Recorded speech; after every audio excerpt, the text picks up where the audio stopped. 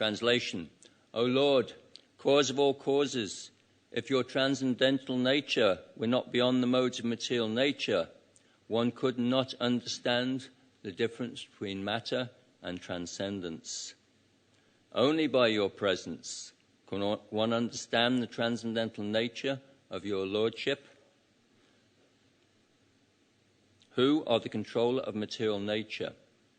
Your transcendental nature is very difficult to understand unless one is influenced by the presence of your transcendental form. It's quite a long purport, 3 pages, but I thought it was a pretty nice purport. It is said, Trigunya Vishya Vedya Nistraigunya Bhavajana. Unless one is situated in transcendence, one cannot understand the transcendental nature of the Lord. As stated in Srimad Bhagavatam, Atapite Deva Padam Bhajadevaya Prasada Leshanugrihita Eva Chihi Janati Tatvam Bhagavan Mahimno Nachanya Ekopi Chiran Vichinvan. Only by the mercy of the Supreme Personality of Godhead can one understand him. Those who are in the modes of material nature, or those speculating for thousands of years, cannot understand him. The Lord has innumerable forms, Ramadi, Murtishu, Kala, Niyamanya, Tishtan, and unless these forms, such as Lord Ramachandra, Nrsingadev, Krishna and Balaram, were transcendental, how could they be worshipped by devotees since time immemorial? Bhaktyamam abhijananti yavan yaschasmi tattvataha.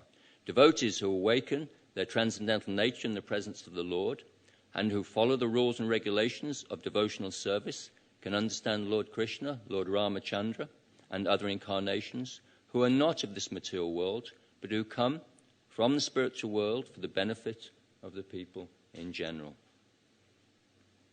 If one does not take to this process, one imagines or manufactures some form of God according to the material qualities and can never awaken a real understanding of the Supreme Personality of Godhead. The words Bhaktyamam Abhijananti signify that unless one worship the Lord according to the regulative devotional principles, one cannot awaken the transcendental nature.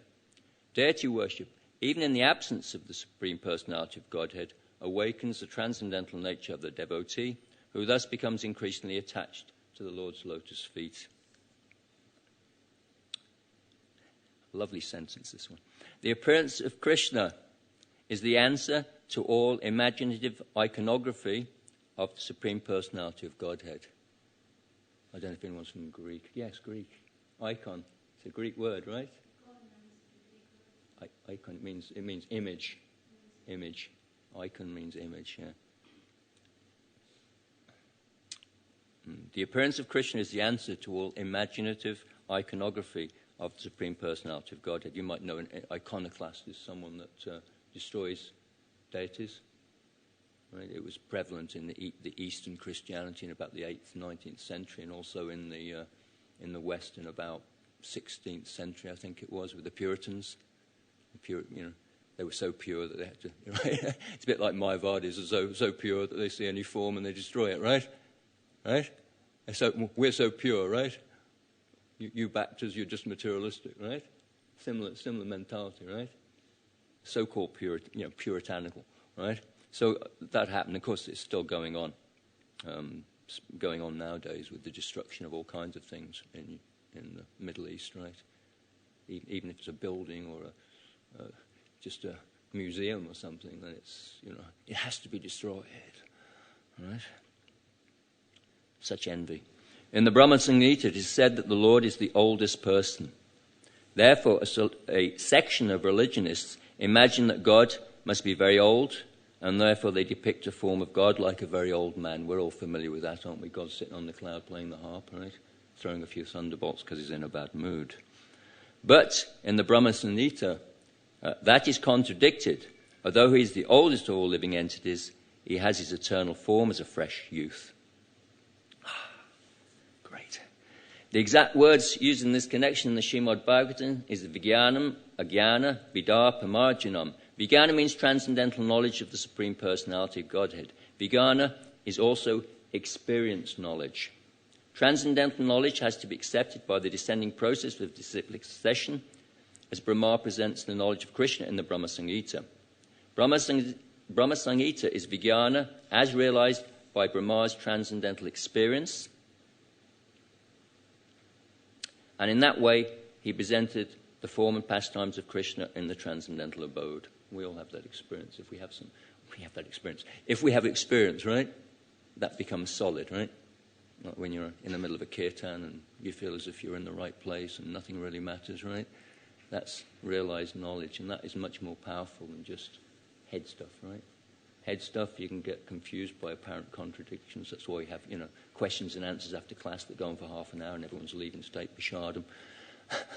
Because sometimes we're getting on that mental platform. It's useful to stretch the mind, but when you have realization, when you have some experience in life, of course it's easy to forget those, one has to hang on to them sometimes, then everything becomes clear. It's very grounded, it's very rooted in reality, right? Because it is a reality. It's something that you've broken on through to. You've accessed something beyond, and it comes up in the heart, and right? Very important, this Vijnana. Oh, I'm sorry. Sorry. You're experiencing that I'm not loud enough. I don't like microphones. It's called microphone leela. People wrestling with the microphone during class. Is that all right? Better. Sorry, Mike. I don't know if it's on, actually. You're a nice microphone. Just trying to turn it on. All right. I'll speak a bit louder. Sorry, my voice is a bit croaky. It's almost the bane of being a teacher, having a sore throat.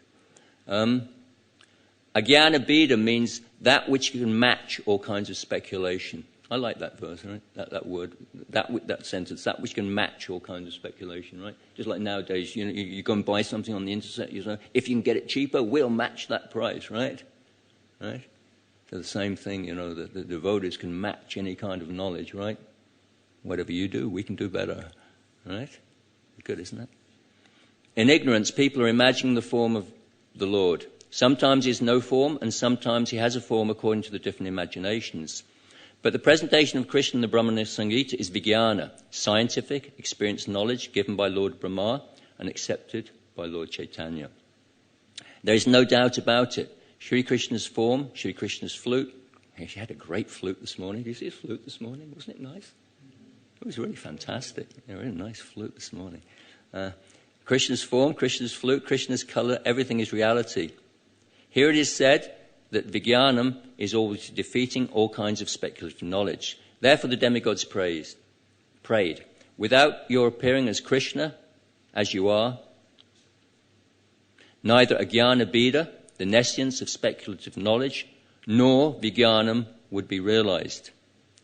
Ajnanam Bheda Pamarjanam. By your appearance, the speculative knowledge of ignorance will be vanquished, and the real experienced knowledge of authorities like Lord Brahma will be established. So Paritana Sadhunam Vinashaya Duskitam. That includes, it doesn't just mean Krishna comes and kills a few demons, right? And saves his devotees when he appears. It means he's to destroy those philosophies and those understandings and those misconceptions which take people away from Krishna. Right? It's still going on now in Lord Chaitanya's movement, right? And those philosophies have to be defeated, and this is really defeating the Mayavadi philosophy here. I like defeating Mayavadi philosophy. It's like when it's not that our main business is to defeat people. Our main business is to introduce Sankirtan, right? But, you have to have a little bit of chutney with a meal, right? You've got to have a bit of spice and spice it up a little bit. Of course, I tend to have, half a jar of chutney at once, but anyway. Men influenced by the three modes of material nature imagine their own God according to the modes of material nature. In this way, God is presented in various ways, but your appearance will establish what the real form of God is. Here's a lovely sentence. The highest blunder committed by the impersonalist is to think that when the incarnation of God comes, he accepts a form of matter in the mode of goodness. Srila Prabhupada says in another place it's the highest insult, the highest form of blasphemy. When God comes, he accepts a form of matter. Really nasty when you think about it, you know.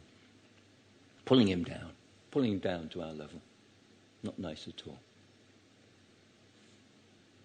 Actually, the form of Krishna or Narayan is transcendental to any material idea. Even the greatest impersonalist, Shankaracharya, has admitted Narayana Paro Vyakta. The material creation is caused by the avyakta, the impersonal manifestation of matter, or the non-phenomenal total reservoir of matter, and Krishna is transcendental to the material conception. This is expressed in the Srimad Bhagavatam as Shuddha Sattva, or transcendental.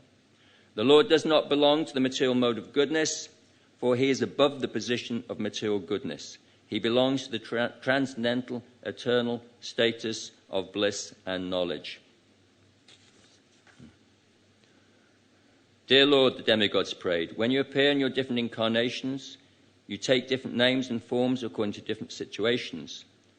Lord Krishna is your name because you're all attractive. You're called Shyamasundar because of your transcendental beauty. Shyama means blackish, yet they say that you are more beautiful than thousands of cupids. Kandapakoti Kamaniya. Although you appear in a color which is compared to that of a blackish cloud, you are the transcendental absolutes, and therefore your beauty is many, many times more attractive than the delicate body of Cupid. And who's not attracted to Cupid? You can try and fool me, but who's not attracted? Sometimes you are called Giridhari because you lifted the hill known as Govardhan. You are sometimes called Nanda Nandan or Vasudeva or Devaki Nandan because you appear as the son of Maharaj Nanda or Devaki or Vasudeva. Impersonalists think that your many names or forms are according to a particular type of work and quality because they accept you from the position of a material observer. Yes, this is a sort of, that's kind of popular, I work in schools and it's popular in all the books on Hinduism, that if you're of this material nature, you can become, you're all emotional, like you are, right? You take to bhakti because you're emotional, right? And if someone's a scholar, they take to gyan. Right? If someone's physical, they take to yoga, and that's all right. They're all equal. That's a sort of mood, and ultimately it leads to this idea that all paths lead to one, and it's actually throwing mud on transcendence. It's projecting our material ideas onto the transcendence and denying transcendence, which we tend to do in this world. Even we do that sometimes, right? We accuse, we can't see, even if we see someone's moral and doing something good, we're thinking they're just doing it to get money, right? Which often might be the case, but it's not necessarily true, right? It's a form of cynicism, right? Someone's doing something good. If we haven't experienced that, just like I often get that experience if a child's just suffered abuse, then when someone comes to love the child, even if it's genuine, the child can't accept that love because it thinks what's coming next, right? I've experienced that abuse in this relationship, and that's what Mayavad is about. So when love comes, one can't even recognize it. When something genuine comes, we've been hurt so much in relationships that when the idea of a genuine relationship comes, and it's very, very difficult to accept.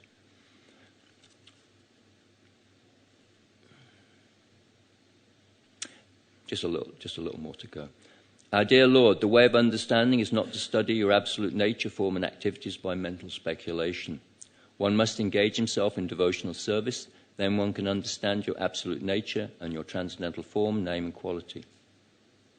Actually, only a person who has a little taste for the service of your lotus feet can understand your transcendental nature and form and quality. Others may go on speculating for millions of years, but it is not possible for them to understand even a single part of your actual position. In other words, the Supreme Personality of Godhead, Krishna, cannot be understood by their non-devotees because there is a curtain of Yoga Maya which covers Krishna's actual features. As confirmed in Bhagavad Gita, Naham Prakasha Sarvasya, the Lord says, I'm not exposed to anyone and everyone. When Krishna came,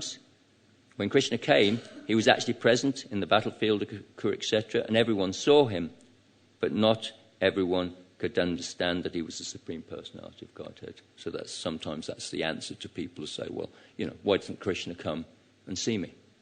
devotional service is so difficult. Why doesn't he just come and stand in me and say, hello, here I am, right?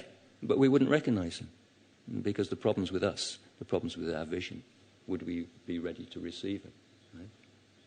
And that's the answer to that. Still, although people can understand him, everyone who died in his presence attained complete liberation from material bondage and was transferred to the spiritual world. Because foolish Mudas do not awaken their spiritual nature, they do not understand Krishna or Rama. Avajananti, mam mudha manushim tanamashita. I like that. Because foolish Mudas do not awaken their spiritual nature, they do not understand Krishna. So, it's an internal process. It's not just a question of seeing that. In life, it's like when you get, if you're preaching or something like that, or you're doing work, your personal life, you try and keep it out of work, but it'll affect it. Everything's connected, right? So it's the same in spiritual life. Your internal mood and your service, they're connected. Everything's connected, and you sort of move one, it moves the other, right? One has to become holy. To become holy, actually, I'm not just playing with words. The root of those words is the same. One has to become whole, holistic. Everything has to be connected. It's like those old mobiles when I was a student. I don't think they have them anymore, but people used to have these. You'd have a thread hanging, you'd have a little piece of wood, and then you'd have something else hanging, another piece of thread, and you'd have another little bit of wood, and you'd have some shells or something on the end, or some gems or something, right? And people would have them hanging as an ornament, right? Now, you couldn't touch one of those little, say you had gems hanging, or something, if you're rich, and you chuck one, it's going to affect the whole thing, because the whole thing's in balance, right? So spiritual life's like that, Often we think if I just do that, if I just go to Mangalati, I'll solve everything. If I just eat less prashadam, if I just do this, if I just don't be offensive devotees, if I just don't, I'll be spiritual. But it's not a question of just. Right? When you hear the word just, that's what children say, right? It's childlike. Children think in absolutes. So it's not just one thing. These things are important, but you have to get, you want to make a cake, you've got to get all the ingredients right. You've got to get everything balanced. Harmony, right? You see, so everything we do affects different parts. So there's your external and your internal. They're all connected. That's why we have to remember Krishna and fight. It's no good being spiritual, sitting on your butt all day and doing nothing, right? Because when you have a challenge in the external, you have a challenge on the inside. Arjuna had to fight a battle, therefore the challenges came up. That's why duty is so important, because in the face of that duty, then we'll meet our own anatas, what we have to clean up. Right? Our challenges will come on the outside and the inside. Even big academic scholars, not considering the endeavors of the acharyas, who have recommended devotional service in many elaborate commentaries and notes, think that Krishna is fictitious. This is due to a lack of transcendental knowledge and a failure to awaken Krishna consciousness. One should have the common sense to ask, why, if Krishna or Rama were fictitious, stalwart scholars like Sridhar Swami, Rupa Goswami, Sanatan Goswami, Viraraghava was in the line of Ramanujacharya, I think he wrote a commentary on Srimad Bhagavatam. Vijayadvaja, he was in the line of Madhva as far as I know. Vallabhacharya, and many other recognized acharyas would have spent so much time to write about Krishna. So why, you've got to answer that question. Why did these great, saintly people spend so much time writing about Krishna if it's all just material? So Prabhupada goes on why they would not have spent so much time to write about Krishna in notes and commentaries on Srimad Bhagavatam. Namam Vishnu Padaya Krishna Pastaya Bhutale Srimati Bhaktivedanta Swami Naman. Namaste Saraswati Devi Gauravani Pacharne Nivisheshan Yavaji Paschacha Deshatane Vanchakalpa Jubicha Kripa Sindhibhyevacha Pachijanamba Manibhyo Vaishnavebhyo Namo Namaha. Srila Prabhupada in one place says that taking to Krishna consciousness is like declaring war on Maya.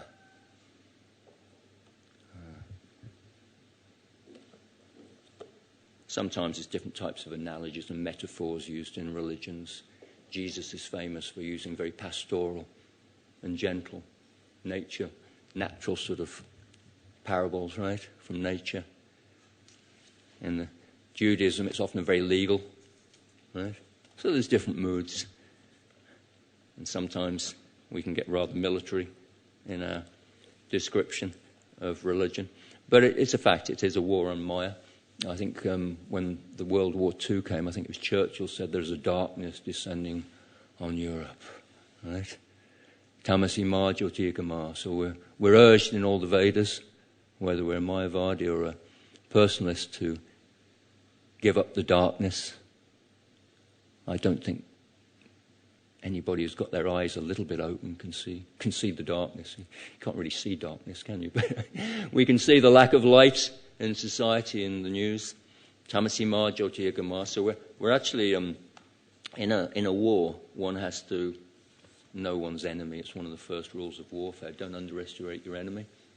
Know your enemy. And so we have to know what this Mayavadi philosophy is about. It's one of the main things we're preaching against. Again, internal and external. It's a war, both things. Maya has two functions, of course. What Maya does is she covers us. Just like when you go to the cinema. You don't want to be in the cinema and thinking about all your problems. You want to forget who you are, right? So you make it dark on purpose. It's not very easy going to the cinema and having the lights on, right? You make it dark so you can forget who it is.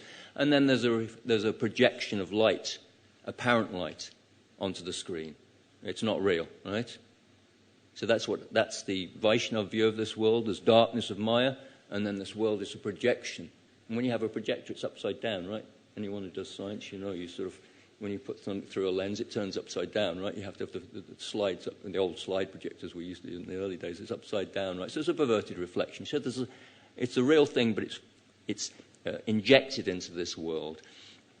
And by nature's way, we come to that understanding, at least if we're a little honest, we come to that understanding. It's not difficult to understand that this place is not a nice place. And that's when Atato Brahma Jigyas. Actually, it's so vicarious. Everyone nowadays is enjoying through other people, through films, and the word vicarious means through something else. That's why you get the word vicar. A vicar is in the place of God. He's like guru, isn't he? So vicarious means we're enjoying. It's a bit like having a massage with all your clothes on, right? A shiatsu you might be able to have with your clothes on, but a full massage with your clothes on, it doesn't work. It doesn't get anywhere, right? So the soul has to be naked, right? We have to, to enjoy. So it's not going to work. Atata Brahma Jigyasa, we have to get knowledge. That knowledge is not material knowledge. It must be spiritual knowledge.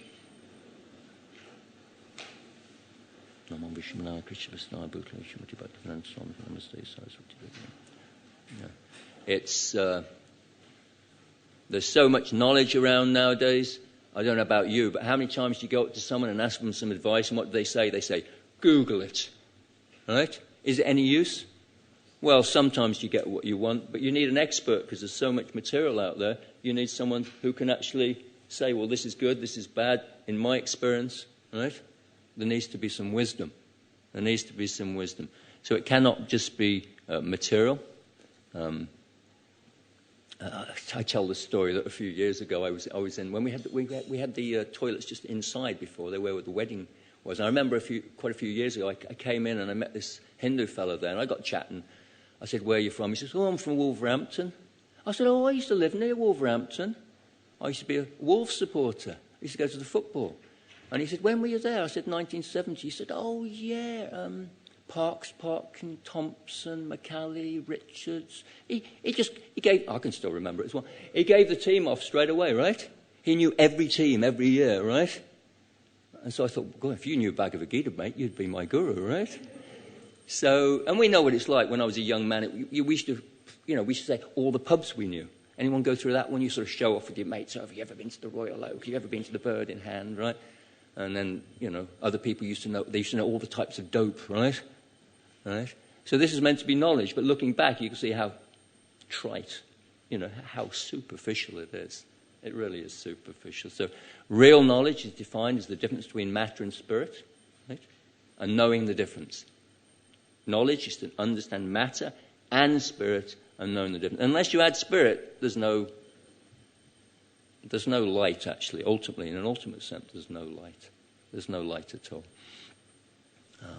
Atatu Brahma Jigyas. We must come to Brahman. And unfortunately now, when it comes to knowledge, especially spiritual knowledge, there's so much lack of discrimination. It tends to be very, very vague, right? When I was a student, many songs were sort of spiritual, but they were very vague, right?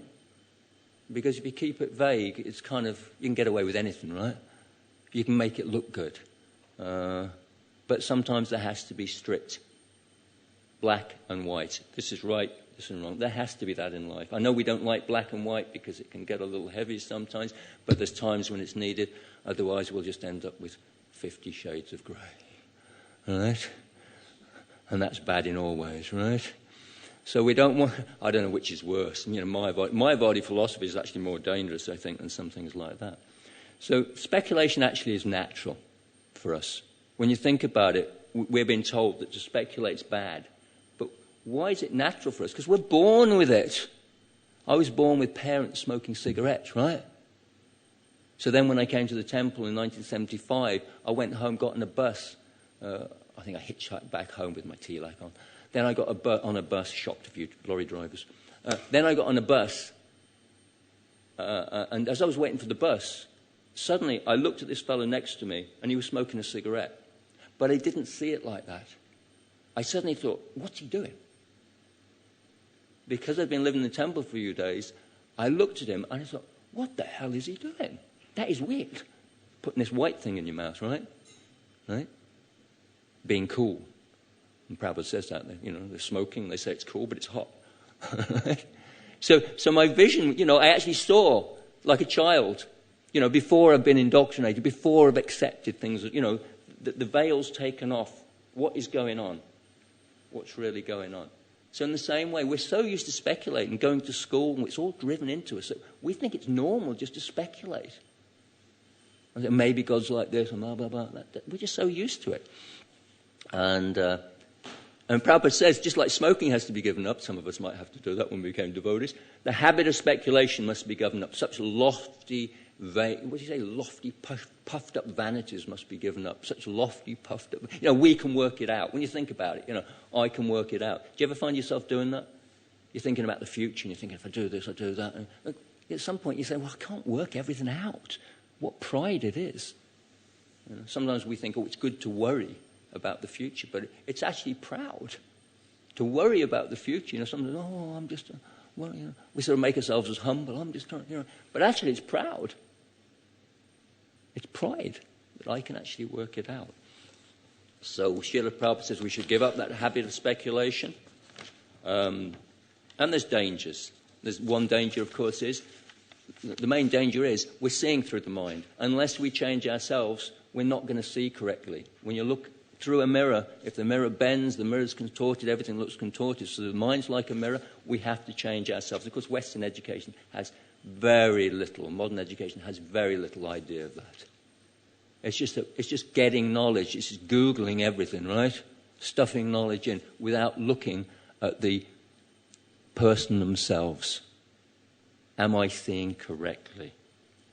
And of course, we see according to the modes, just like there's that story about the man that goes into the woods. A man goes into the woods. If he's in the mode of ignorance, he thinks, like me when I was a young devotee, go into the woods. Okay, the temple commander's not around.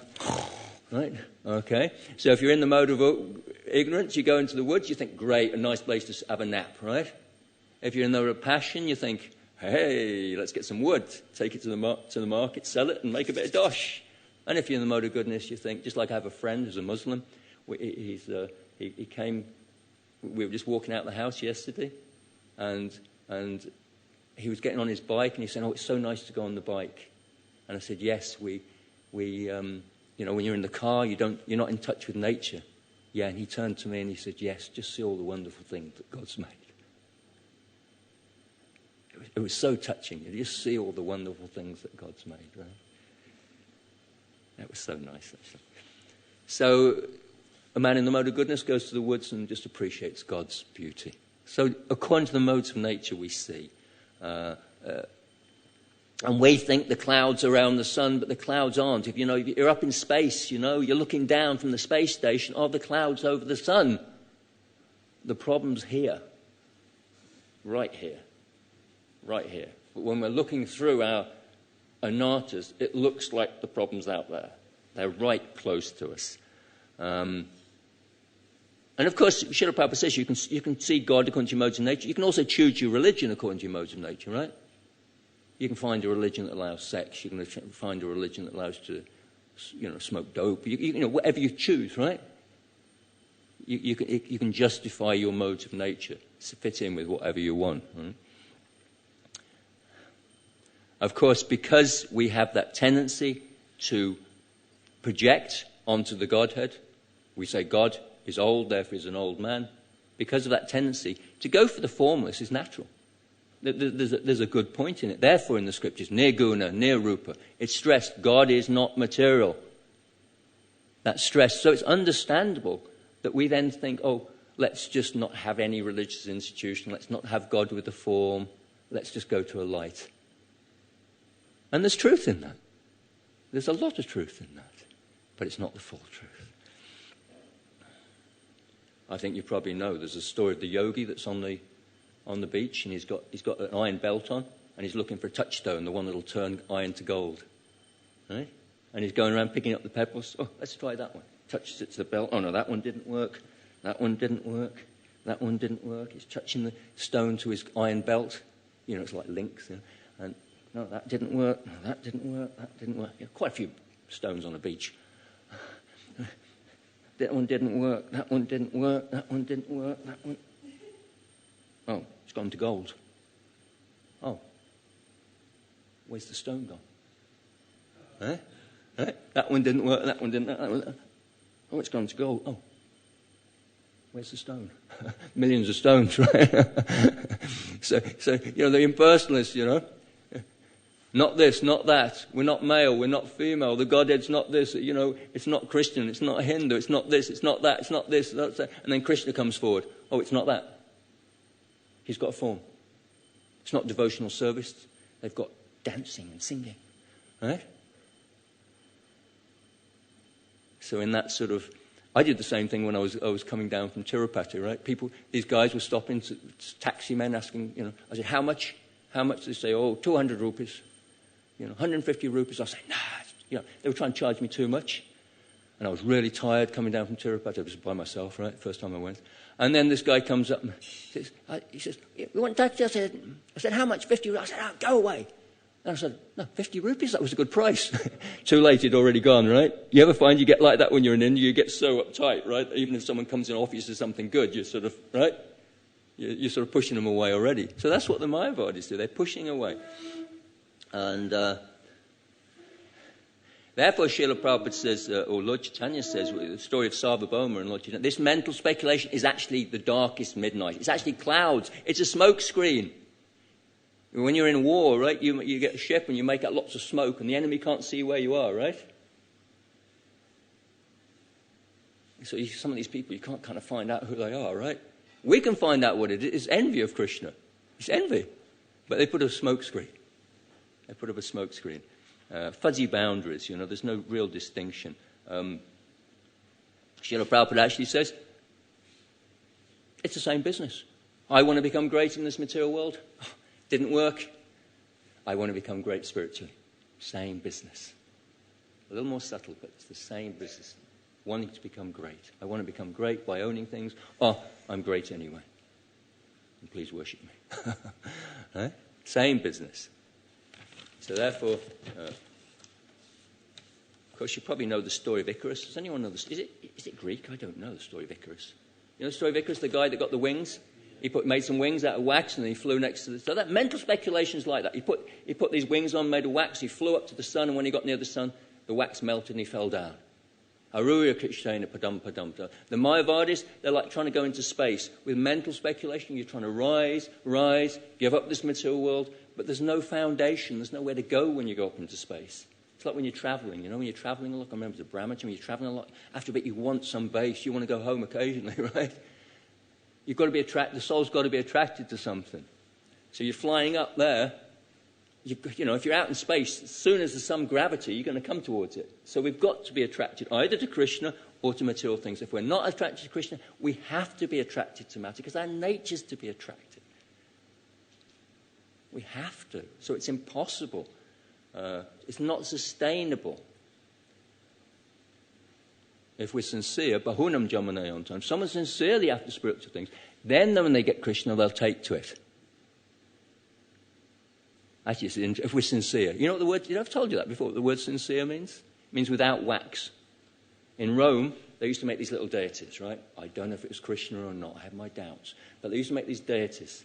And a bad deity walla, rather than doing it real good, if he got some little mistakes, he'd fill it with wax. Right? So you're carving a nice stone statue. It's got a few faults and a few chips and things. Rather than get it really nice, just get some wax and put it in, right? Especially if you've got white stone. I've seen some beautiful deities of Krishna in this white sort of stone, right? So you put a bit of white wax in, you can't see the faults. Till you put it in the heat, and then it all melts. Right? So sincere means one's got to be honest. One, cracks, warts and all, right? One's got to put oneself in front of Guru and say who I am. It's no good saying, Prabhu, you know, right? I'm nice, I'm spiritual, right? You've got to be who you are. And you've got to cleanse those things up. And the Mayavadis have to do that. And their philosophy melts in the heat of Lord Chaitanya, Bhaktisiddhanta, Srila Prabhupada's preaching. It melts. It becomes, wax looks firm.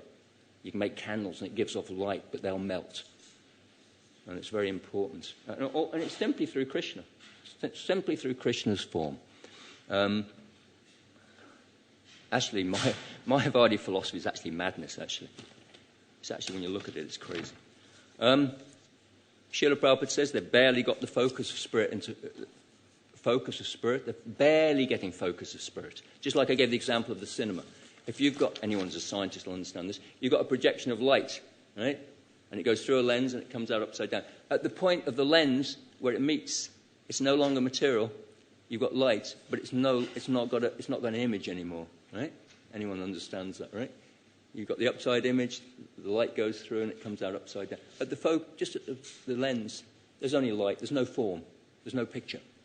You've not entered into this side, which is transcendent, you're still in the material. It's merely a negation of material qualities. Not this, not that, but you've not actually positively entered into transcendence. In fact, it's still material. Why is it still material? Because it's goodness, and goodness is always contaminated. It's because it's a negation of material things, and negation of material is material. We have all experienced it. Come on, we've all experienced that, haven't we? As a little kid, have you ever gone, you might do it nowadays, I don't know if you still do it, I don't care. Right? You ask for something for your wife, you know, will you cook tonight? She says, no. I don't care. I'll do it myself. But do you care?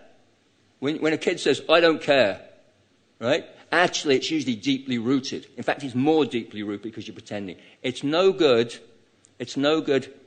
covering up something with a cloak of darkness, right, to seal it in. It's like desires. You can't seal in your desires with a cloak of denial. They're still there. You've got to get light to them. If you've got a disease, you've got to get air to it, right? It's no use pretending because there's still attachment, right? So when we're averse to this material world, there's still a lot of attachment, just like a child says, I don't care. Well, you do care, I can see, right? So sometimes we try and fake it. Oh, I don't care about this. Real detachment means I am not bothered. I'm just not bothered. Like I went to a boarding school, and if you got a piece of bread in a boarding school, you'd think it was like nectar. Be so hungry, I'd eat dry bread. Okay, come in after a feast, you've all like gulab jamun, samosas, and I hold up a bit of dry bread in front of you. Are you going to be bothered? But if you're fasting for 2 days and not being a bit of bread, just one chapati, you'll be, oh, look at that chapati, right? It's like nectar, right? It's like nectar, you know. So similarly for the Mayavadi, because it's so dry, it's so difficult, one little bit of enjoyment is nectar. And what happens? They come down. They open hospitals. What's a sannyasi got to do with opening hospitals? Of course, if you're doing it for Krishna, it's okay, because Krishna can be added to something. You can look after devotees. But it's so material. Prabhupada mentions a so-called Swami that knew nothing about Vedanta philosophy. I'm not saying who he's talking about. Right? But they open hospitals. That's material. It's material. Claiming to be transcendental. It's actually. So we're running out of time. Do I stop here or do I go on for 5 more minutes to finish? What do you think? If you're all Mayavadis, you'd just be fasting anyway, so you wouldn't stay. Blake said, can I just say this? Blake, you know William Blake? He said, God appears and God is light. Can I remember it? And God is light to those that dwell in realms of night. God is light to those that dwell in realms of night, but does a human form display to those that live in realms of day. I don't know exactly what his take on, but isn't it a good quote? God is light to those that dwell in night, but does a human form display to those that dwell in realms of day. The real light of the spiritual world with Krishna's form. Isn't it amazing?